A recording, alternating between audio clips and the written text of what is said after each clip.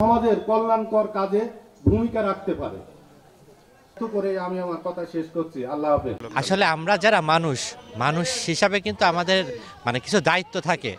আমরা যেমন নিজেদের কাজগুলো করি, মানুষ হিসাবে মানুষের পাশে থাকা কিন্তু আমাদের দায়িত্ব। এটা কিন্তু ইসলাম ধর্মেও বলা রয়েছে।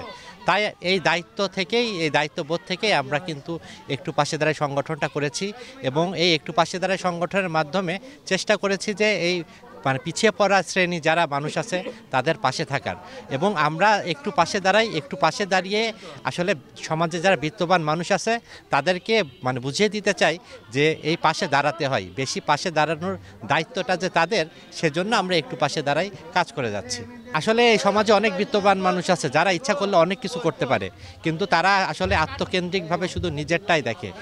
তাদের কাছে আমার বিনীত অনুরোধ যে আপনার যেই অর্থ রয়েছে তাতে কিন্তু গরিব মানুষের ইতিমধ্যে সারা কুষ্টিয়া জেলায় অনেক সাড়া পড়েছে এবং কুষ্টিয়া জেলায় নয় সারা বাংলাদেশে পার করে বাইরের দেশগুলোতেও একটু পাশে দাঁড়ায় সংগঠনটি পুষ্পটিত হয়েছে। এবং আমি মনে করি একটু পাশে দাঁড়ায় এই সংগঠনকে যারা বিত্তবান আছে, যাদের দেওয়ার মতো ক্ষমতা আছে, তারা যদি এই সংগঠনকে সহযোগিতা করে, এরকম আরও সংগঠন আছে তাদেরকে সহযোগিতা করলে পারে, আমি মনে করি যে তাদের মধ্য দিয়ে এই সারা বাংলাদেশে যারা গরিব মানুষ, অসহায় মানুষ আছে তাদের পাশে দাঁড়াতে পারবে।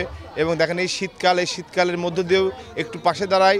এই বছরে বোধহয় অনেকগুলো প্রোগ্রাম করেছে, এর মধ্যে 2টা প্রোগ্রামে আমি নিজে উপস্থিত থাকতে পেরেছি।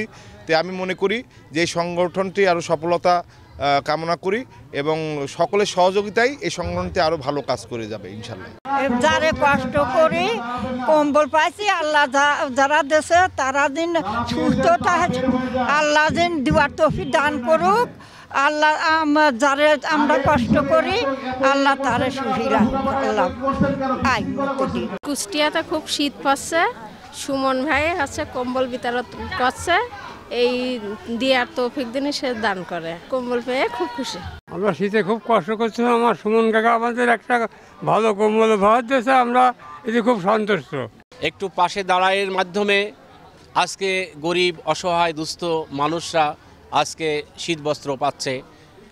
একটু পাশে দাঁড়াই সংগঠন সারা বাংলাদেশ ব্যাপী, কুষ্টিয়া তথা সারা বাংলাদেশ ব্যাপী যে কাজ করছে মানুষের পাশে দাঁড়িয়ে মানুষের কল্যাণের জন্য, আমি বিশ্বাস করি যে বাংলাদেশের মানুষ একদিন এর থেকে সর্বোচ্চ উপকৃত হবে এবং বাংলাদেশের মানুষ তার অভীষ্ট লক্ষ্যে পৌঁছে যাবে।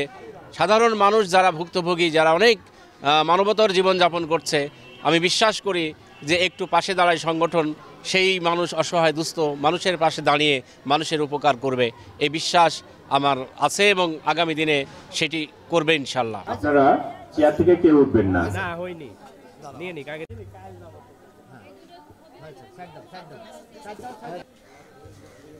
হ্যাঁ এদিক তাক, হ্যাঁ হয়েছে।